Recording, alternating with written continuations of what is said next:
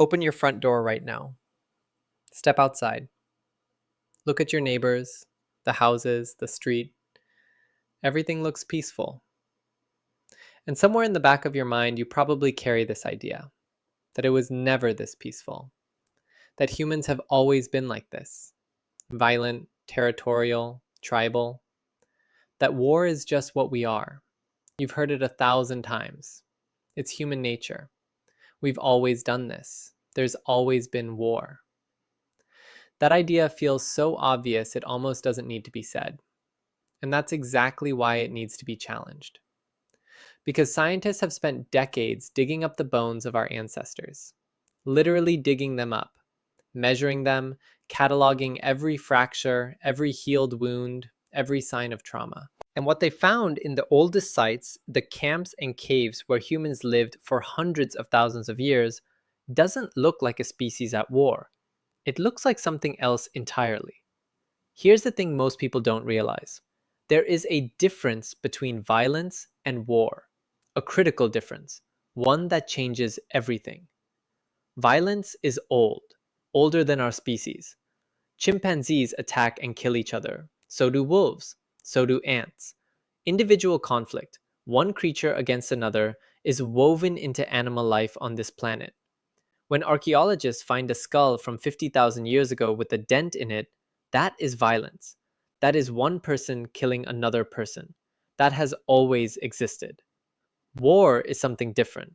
War means organized groups of people acting together with strategy and coordination, going out specifically to kill members of another group. War means weapons made for killing humans, not animals.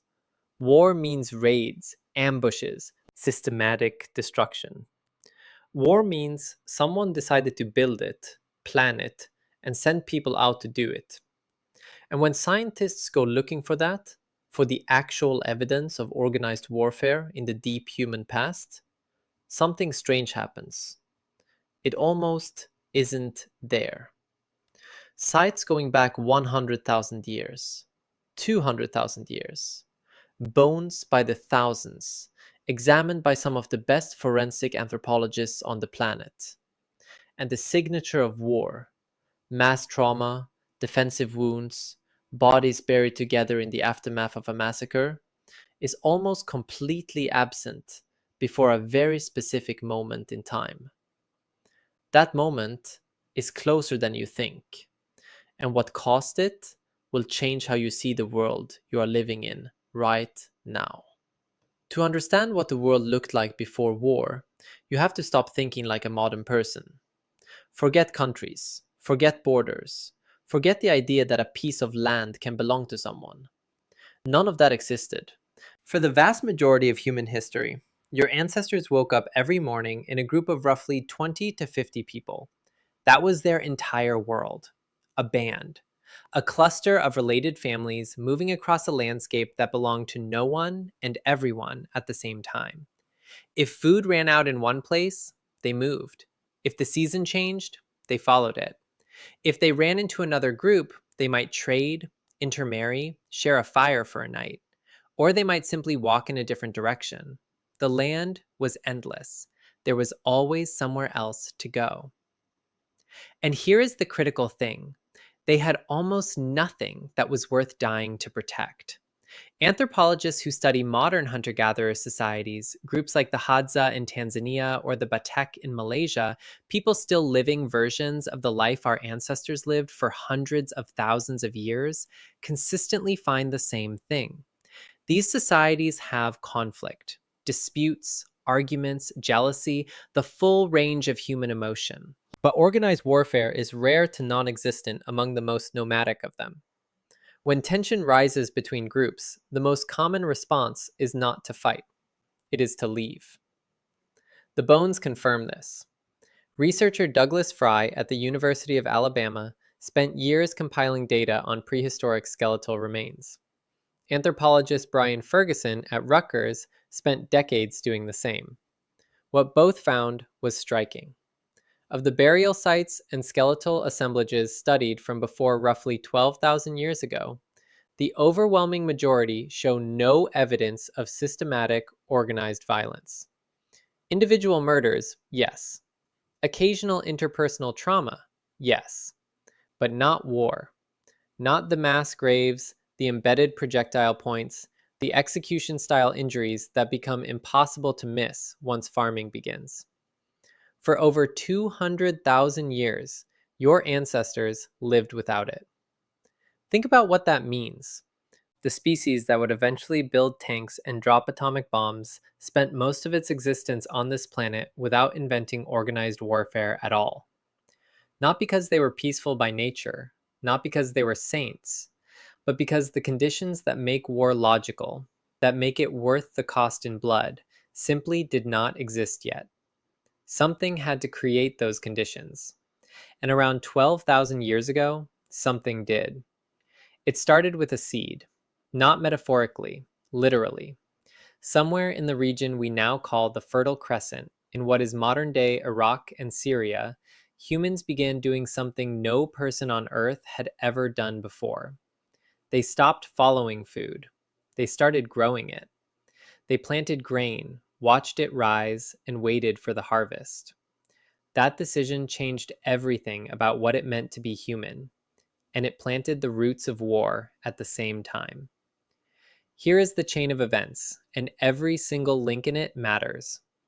When you grow grain, you store it. For the first time in human history, a group of people could accumulate more food than they could eat in a single day.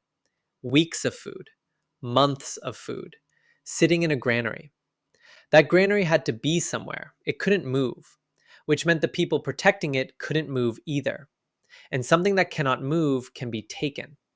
For the first time, there was something worth killing for. Cattle followed grain.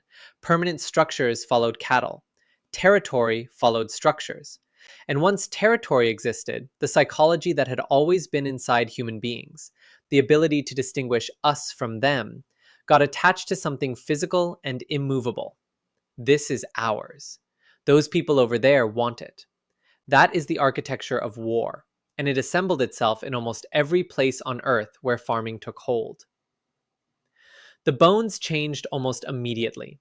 In 2016, a team of researchers published findings in the journal Nature about a site in Kenya called Nataruk. On the shores of what was once a lagoon, roughly 10,000 years ago, something happened.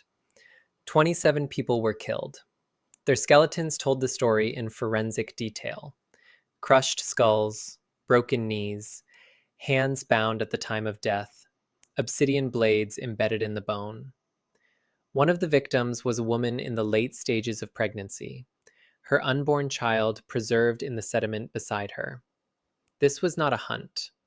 This was not an accident. This was organized, deliberate mass killing, the earliest, unambiguous evidence of war ever found. And it sits almost exactly at the moment farming begins to spread. Site after site from this period tells the same story. The peaceful archaeological record that stretched back hundreds of thousands of years begins to fill with trauma. Defensive settlements appear. Weapons designed specifically to kill humans become common. Mass graves multiply. The harvest had arrived, and so had war. So here is what that means for you, sitting where you are right now. War is not ancient. War is not instinct. War is not written into your DNA the way your craving for sugar is, the way your fear of darkness is, the way your body's need for sleep is. Those things go back millions of years. War goes back roughly 10,000. By the timeline of your species, that is yesterday. You spent 20 times longer on this planet without it than you have spent with it. That matters more than most people realize. Because the idea that war is human nature is not just a belief. It is an argument. And it has been used consistently throughout recorded history to make war feel inevitable.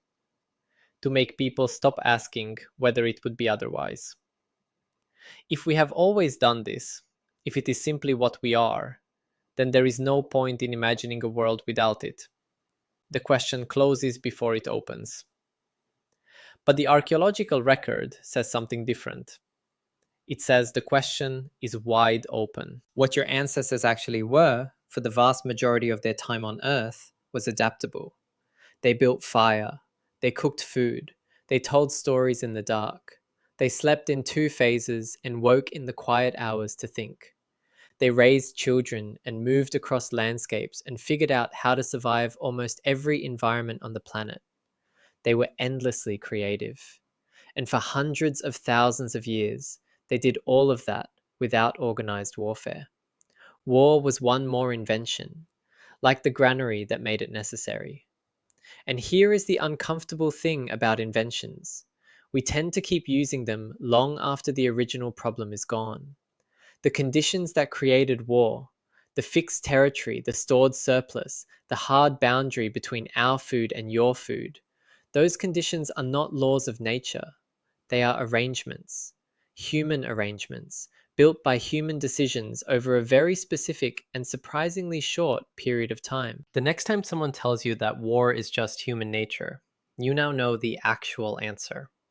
It is a 10,000-year-old habit dressed up as an eternal truth. Your species is roughly 300,000 years old. You were not born violent. You learned it. And anything that was learned can, at least in theory, be unlearned. The question is whether we remember that we had a life before we forgot.